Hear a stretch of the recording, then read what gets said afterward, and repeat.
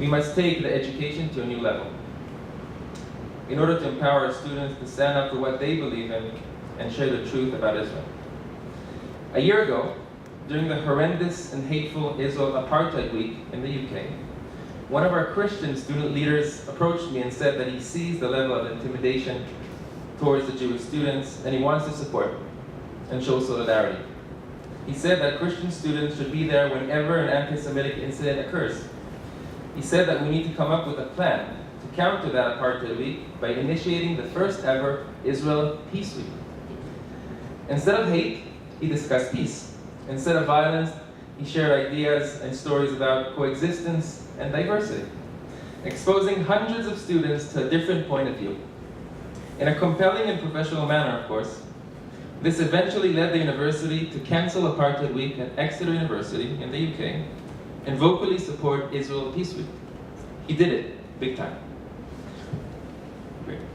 3 months later, that student came to us again, asking to film a video connecting the Christian students to Israel and linking that to the atmosphere on campus. We decided to launch a series of videos online and focused on Balfour. I would like to show you an example, one of these videos, the first video created, and the one that we filmed, that specific student who I spoke about. As a Christian, stood courageously in front of the Zionist Federation proclaiming, "I am a Zionist." I too am a Christian Zionist, and with good reason.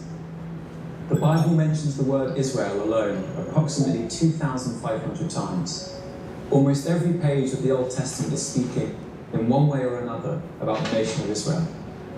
Indeed, the land of Israel is of undeniable centrality to the context of the Gospels and the teachings found in the New Testament. Without recognizing Israel as the ancient homeland of the Jewish people, Christianity would look very different. Yet the truth of the Jewish connection to the land of Israel is subject to attack almost every day on British campuses. In a matter of months of joining university, I had experienced the intense hatred which many Zionist Jewish students were subjected to for simply defending their natural and historical rights as Jews. I listened as a staff member of the university claimed that Israel had fabricated all the archaeological evidence of Jewish heritage in the land, claiming it all as a state-propagated lie. Indeed, in many instances, I myself have received anti-Semitic insults because I chose to defend Israel's history, the truth. I couldn't remain silent, and so I, along with other non-Jewish students, founded the Exeter University Friends of Israel Society. Yet against such false claims and a record number of anti-Semitic incidents recorded on campuses across the UK last year, Christian societies have, by and large, remained silent. By making a compassionate stand in solidarity with Jewish and Israeli societies across the country, Christians can help lead the change on university campuses to demystify the discussion about Israel and stand upon historical truths that our faith could not exist without. We must not neglect the opportunity student leaders have to direct real positive change on campus. Change is possible when students are willing to work together, challenge each other, and shed our own prejudices in the hope of a more constructive dialogue on the Israel-Palestinian conflict. I long to see how great the impact might be if only more Christian students would take heed of the biblical and historical call directed to them to stand with the Jewish people as a mark of their commitment to their Christian faith of Judaic origin. I'm committed to making a change. Are you?